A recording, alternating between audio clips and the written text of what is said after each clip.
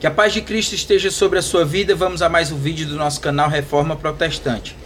Desta feita vamos tratar dos conhecidos apelos. É comum hoje nas igrejas brasileiras, e por que não dizer nas igrejas em quase todo o mundo, aquele momento no final do culto em que o pastor ou o pregador da noite pede para que o tecladista ou algum músico da igreja toque uma música mais suave. E no final do sermão, ele começa a convidar as pessoas a aceitarem a Cristo, a virem a Cristo. Essas pessoas são chamadas ao Evangelho.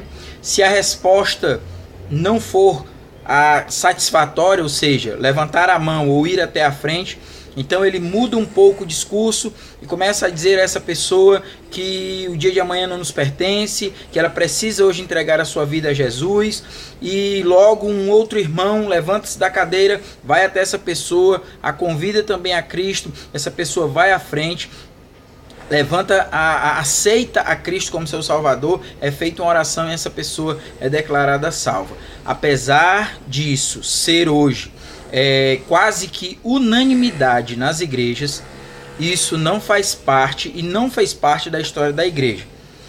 Esse modelo evangelístico, por assim dizer, apareceu no século XVIII nos Estados Unidos. Foi popularizado por um pastor presbiteriano, né? Por mais paradoxal que seja, um pastor presbiteriano chamado Charles Finney, que desde o início da sua fé já não concordava muito com a doutrina calvinista. Se você for estudar a história, você vai ver que grandes pregadores como John Wesley, George Whitefield, Charles Spurgeon não usavam esse subterfúgio, não usavam isso nas suas pregações. Não havia essa questão. Charles Finney criou, entre outras coisas, o chamado Banco dos Ansiosos. Era um local onde nas grandes concentrações que aconteceram no segundo grande avivamento nos Estados Unidos, as pessoas ficavam sentadas esperando o momento do chamado apelo. Então elas iam à frente, ali aceitavam a Cristo, o pastor orava por elas, e esse movimento então se popularizou, até por conta de ser algo mais fácil e simples de crescimento de igreja, movimento de crescimento de igreja. Então hoje isso ficou tão forte que parece ser algo da vontade de Deus. É claro, como tudo na igreja, as pessoas procuram um versículo ou outro para tentar dar razão àquilo que elas estão fazendo. Quem nunca ouviu Mateus 10:32, né, quando o Senhor Jesus diz que aquele que me confessar diante dos homens, eu confessarei diante de meu Pai que está nos céus.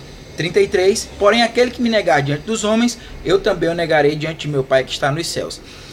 O problema é que Mateus 10 é um chamado aos apóstolos, não é um chamado a pessoas que não são crentes, é um conselho, por assim dizer, que Jesus está dando aos apóstolos, dizendo, olha, vocês vão sair para pregar, e se vocês negarem essa pregação, se vocês não confessarem às pessoas quem eu sou, eu não vou confessar vocês diante de Deus. Então é um chamado muito mais para evangelização de outras pessoas do que até mesmo para que aquelas pessoas aceitem a Cristo, até porque eles eram os apóstolos. Mas tudo bem, isso é Mateus 10, 32 e 33. Mas tem Romanos, né, que eu vou ler aqui. Romanos, capítulo 10, versículo 9.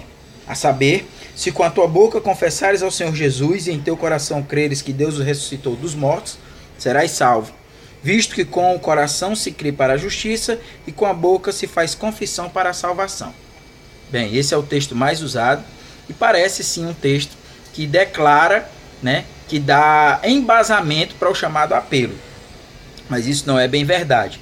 Primeira coisa, Paulo nos chama a confessarmos a Jesus como Senhor.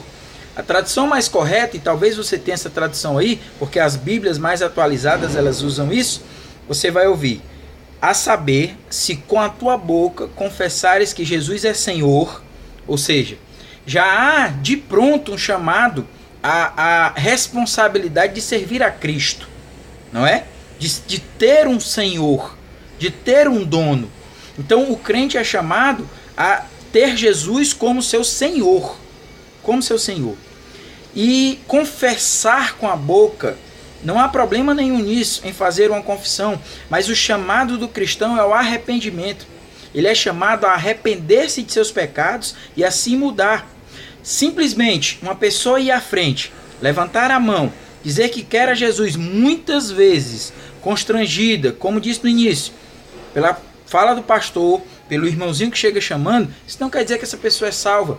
O que vai determinar a salvação dessa pessoa é ela crer em Cristo como seu Senhor e assim arrepender-se de seus pecados e no seu coração fazer essa mudança, o Espírito Santo fazer essa mudança no seu coração. Nós somos chamados a isso.